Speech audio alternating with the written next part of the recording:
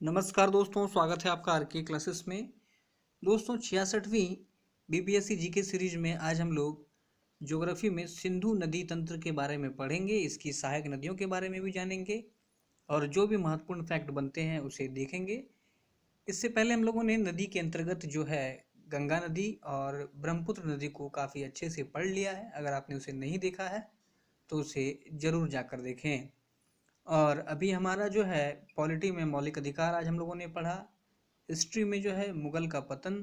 तो लगातार सभी सब्जेक्ट में हमारी जो है लगातार वीडियो आ रही है। और सबसे बड़ी बात है कि जैसे अभी आप अगर सिंधु नदी तंत्र को पढ़ते हैं तो तुरंत ही जो है आप गंगा और ब्रह्मपुत्र को एक बार रिवाइज कर लें, ठीक है, क्योंकि जितना ज़्यादा आप रिवीजन करेंगे उतना ज़्यादा आपके लिए बेहतर होगा। हैंड रिटन नोट्स है, इसे आप साथ में बनाते चलें, फिगर को समझने का प्रयास करें। चलिए शुरू करते हैं आज का हमारा सिंधु नदी के बारे में। देखिए ये अपना है जम्मू कश्मीर, ठीक है दोस्तों, ये दिख रहा है आपको जम्मू कश्मीर है। देखिए ये वाला जो भाग है ये है पीओके। अब देखिए जब ज्योग्राफी का पहला लेक्चर हम लोगों ने पढ़ा था तो हमें पता है यहाँ पर जो है सियाचिन ग्लेशियर है, ठीक है। अब देखिए और यहाँ पर एक और ग्लेशियर आप देख रहे होंगे, इसे बोलते हैं रीनो ग्लेशियर, ठीक है। रीनो ग्लेशियर से देखिए एक नदी निकल रही है ये वाली, जिसे कि नाम दिया गया है श्योक। ध्यान रखें, सवाल अगर आपसे पूछ ले कि श्योक नदी किस ग्लेशियर से निकलती है तो ध्यान रखें रीनो। और एक नदी ये देख रहे हैं आप, छोटा सा ये वाला लाइन, ये जो है ये सियाचिन ग्लेशियर से निकल रही है, जिसका नाम है नुब्रा, ठीक है। तो जब आप इस फिगर को आप देखेंगे तो देखिए नुब्रा श्योक से मिल रही है और श्योक यहाँ पर देखें अगर आप, श्योक जो है यहाँ पर जो है ये सिंधु नदी से मिल जाती है। तो ध्यान रखें श्योक जो है ये सिंधु की सहायक नदी है और नुब्रा जो है ये श्योक की सहायक नदी है, ठीक है। सबसे पहले देखते हैं सिंधु देखिए निकलता कहाँ से है। तो यहाँ पर देखें सिंधु का उद्गम जो है यहाँ से हो रहा है और भारत में ये जो प्रवेश कर रहा है, अभी हम लोग सिर्फ फिगर को समझ रहे हैं।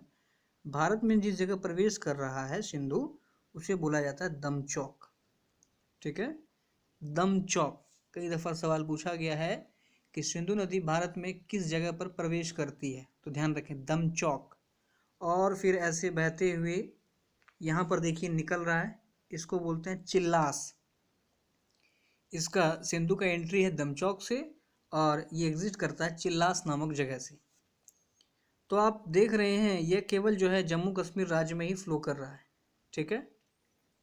चलिए देखते हैं अब देखिए दोस्तों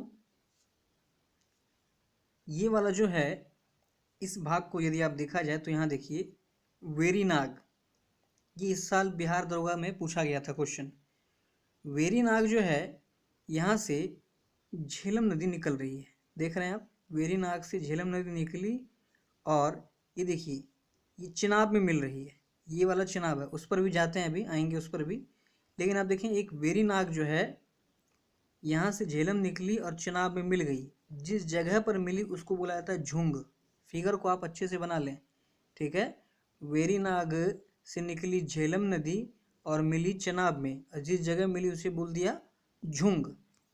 चलिए अब देखते हैं चिनाब कहाँ से निकल रही है। देखिए चिनाब जो है दो नदियों का मिलन है, जैसे भागीरथी और अलकनंदा मिलकर गंगा कहलाती है, वैसे ही चंद्रा और भागा ये दोनों मिलती है जिसे चिनाब कहा जाता है। तो चंद्रा और भागा की संयुक्त धारा को चिनाब कहते हैं। और ये जो है चिनाब नदी देख रहे हैं आप फिगर में, ये सीधा आके इस सिंधु नदी से यहाँ पर मिली। तो ध्यान रखना है चिनाब जो है सिंधु नदी से जहाँ मिलती है उसे मिथनकोट कहा जाता है। कहाँ पर मिलती है? मिथनकोट में, ठीक है दोस्तों। अब देखिए हम लोगों ने झेलम देख लिया, झेलम जो है चिनाब से मिल रहा था झुंग के पास। अब देखिए यहाँ पर रोहतांग से एक नदी निकल रही है रावी, और रावी भी जाके मिल रही है किसमें? चिनाब में, ठीक है। और जिस जगह पे मिलती है उसको बोलते हैं शराय सिंधु, ध्यान रखें आप, शराय सिंधु में कौन मिलती है? तो रावी, किससे? चिनाब से। चलिए अगला देखिए, जहाँ से सिंधु निकल रही है उसी क्षेत्र से राक्षस ताल से अपनी जो है सतलज नदी निकल रही है। देखें आप, सतलज नदी निकल रही है, ठीक है। और ये जाके जो है, ये भी जो है मिथनकोट में मिल रही है, ठीक है। तो झेलम देख लिया, चिनाब देख लिया, रावी देख लिया, सतलज नदी को देख लिया हम लोगों ने। अब देखिए इधर जब आप नज़र डालेंगे तो यहाँ पर देखिए हिंदू कुश पर्वत है, ठीक है। यहाँ से जो नदी मिल रही है, देखिए एक नदी है स्वैट रिवर, ये जो है आके मिलती है सिंधु से। फिर देखिए एक श्रेणी है सुलेमान श्रेणी, यहाँ से गोमल नदी निकलती है, गोमल नदी निकलती है और ये भी जो है सिंधु में मिल जाती है। तो ये पूरा है सिंधु का सिस्टम, ठीक है। आप फिगर को अच्छे से बना लें। चलिए देखते हैं। देखिए सिंधु नदी का उद्गम जो है ये बोखरचू ग्लेशियर से होता है, ठीक है। किस ग्लेशियर से? तो बोखरचू ग्लेशियर से, जो कि चेमायुंग ग्लेशियर का भाग है। और बोखरचू जो है ये कैलाश श्रेणी का हिस्सा है तिब्बत में, ध्यान रखें, ठीक है दोस्तों। अब देखिए ये निकली तिब्बत से,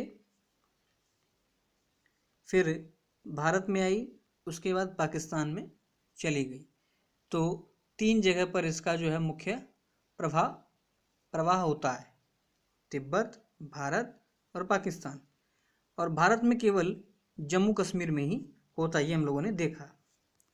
उसके बाद देखिए भारत में ये जो है इंटर करती है दमचौक के पास, हम लोगों ने फिगर में देखा, और निकल जाती है चिल्लास के पास, ठीक है दोस्तों। इस तरह से हम लोगों ने देखा था, यहाँ दमचौक है और यहाँ पर चिल्लास है। चलिए आगे देखते हैं।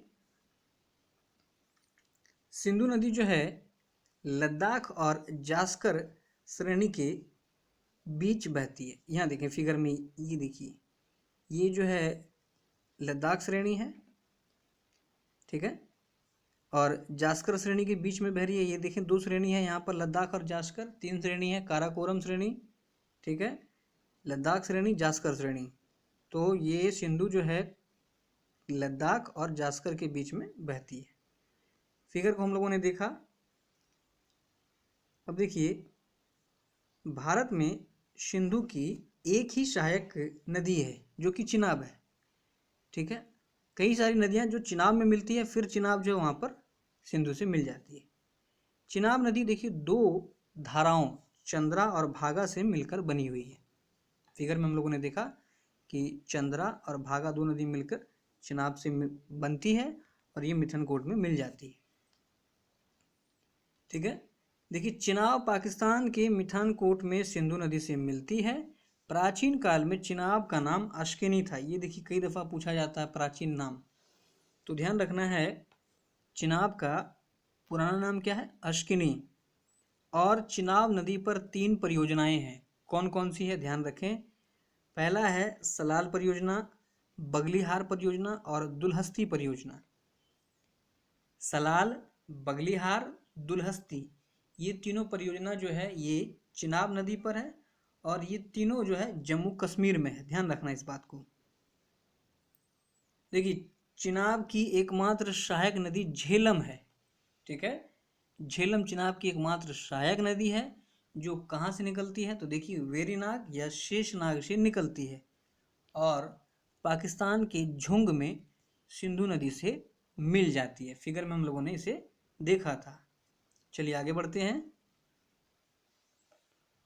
अगला जो हमारा नदी है ये है रावी नदी। इसके बारे में हम लोगों ने पढ़ा था।